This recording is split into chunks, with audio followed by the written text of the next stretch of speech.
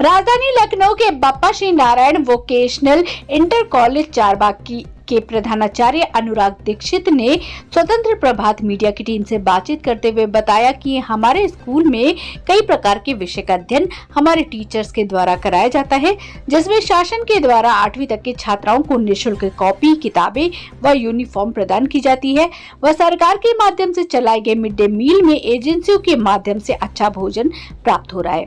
हमारे यहाँ स्पोर्ट्स को लेकर विशेष ध्यान दिया जाता है और एनसीसी व स्काउट गाइड की भी क्लास होती है।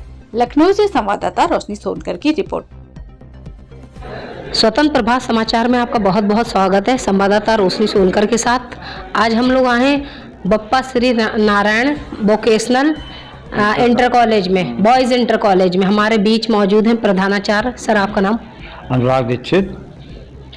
जैसा कि सर आप यहाँ इस विद्यालय के प्रधानाचार्य हैं, तो आपको इस विद्यालय में कितना समय हो गया है? जैसा कि प्रधानाचार्य का जो पद होता है, औहदा बहुत चुनौतीपूर्ण होता है, बहुत विद्यालय में अहम होता है, तो आपको किन किन चुनौतियों का सामना करना पड़ा, इसकी विस्तार से जानकारी दीजिए। हाँ, इस विद्यालय में मुझे लगभग 34 साल हो गए हैं। पहले मैं इसी विद्यालय में रसायन विज्ञान का प्रवक्ता रहा हूँ और विगत 6 वर्षों से मैं प्रधानाचार्य हूँ।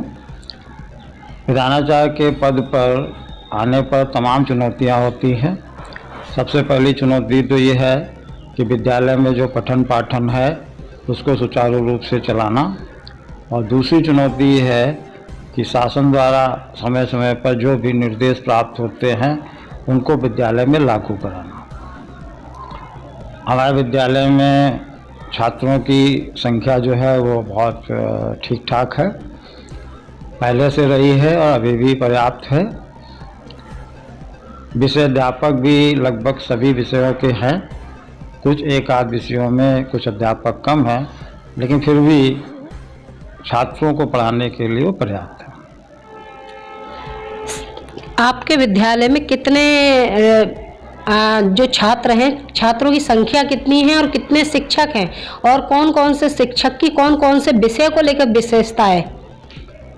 हमारे विद्यालय में इस समय लगभग 1000 छात्र हैं और हमारे यहाँ विज्ञान, वाणिज्य, कला और साथ ही साथ कृषि विषय की पढ़ाई होती है, और सभी विषयों में लगभग पर्याप्त अध्यापक हैं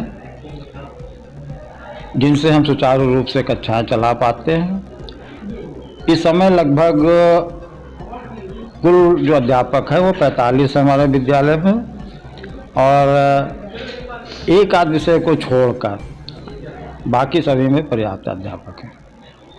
जैसा ही सरकार द्वारा जो मिड डे मील योजना चल रही है और बेसिक शिक्षा जो निःशुल्क कर दी गई है, तो उसमें पुस्तकें वितरण कार्यक्रम और यूनिफॉर्म जो चल रहा है निःशुल्क, तो क्या आपके विद्यालय में भी छात्रों का उसका लाभ मिलता है? हाँ, जैसा कि सरकार द्वारा योजना चलाई जा रही मिड डे मील और यूनिफॉर्म वितरण, पुस्तक वितरण, हमारे यहाँ कक्षा 6 से 8 तक जैसा कि सरकार ने शुल्क शिक्षण दिया जाए तो हमारे विद्यालय में भी चल रहा है और सतत चलता आ रहा है। सरकार द्वारा मिड डे मील की भी व्यवस्था है और जिसमें प्रतिदिन जो है वहाँ से मिड डे मील आता है, और हमारी एक समिति है जिसमें 3 अध्यापक हैं, उनकी देखरेख में यहाँ पे मिड डे मील छात्रों को वितरित किया जाता है। मिड डे मील की क्वालिटी ठीक है। कभी कभी सप्ताह में 1 दिन फल भी आते हैं और जिनको वितरण कराया जाता है। सरकार द्वारा जो पाठ्य पुस्तकें हैं वो भी हमको जब वहाँ पर आती हैं तो मिल जाती है और छात्रों को वितरित भी की जाती है। आपके विद्यालय में एक बात और कहनी है कि जैसा कि यूनिफॉर्म के विषय में आपने कहा, तो पहले कई बार आ चुका है छात्रों को वेशभूषा देने के लिए पैसा। इस वर्ष अभी तक मुझे ज्ञात नहीं है कि पैसा आया है कि नहीं आया है। जैसा कि सर आपने बताया, और आपके विद्यालय में शिक्षा को लेकर कोई अलग एक्टिविटीज़ जो होती है खेल कूद से संबंधित या एनसीसी स्काउट से लेके, तो आपके विद्यालय में अलग एक्टिविटीज़ क्या आपके शिक्षकों द्वारा प्रदान की जाती है? हाँ, जैसा कि मैं आपको बताऊं कि हमारे विद्यालय में एनसीसी सीनियर विंग और जूनियर विंग दोनों है। सीनियर विंग में 1 बटालियन है और जूनियर विंग में 2 बटालियन है। तो बच्चे एनसीसी में भर्ती होते हैं और जाते हैं। हमारे विद्यालय के कई छात्र दिल्ली में नेशनल जब डे पे परेड होती है उसमें भी कई बार प्रतिभाग कर चुके हैं। खेलकूद में तो हमारा विद्यालय बहुत आगे है। लगभग प्रतिवर्ष हमारा विद्यालय जो जिला स्तरीय खेलकूद होते हैं उसमें लगभग चैंपियन रहता है, कई बार चैंपियन रह चुका है। क्रिकेट, हॉकी, आर्चरी और भी तमाम जो है फुटबॉल, इसमें हमारा विद्यालय खेलकूद में बहुत आगे है। साथ ही साथ जो शासन द्वारा कई कार्यक्रम दिए जाते हैं जैसे कि रंगोली बनाना या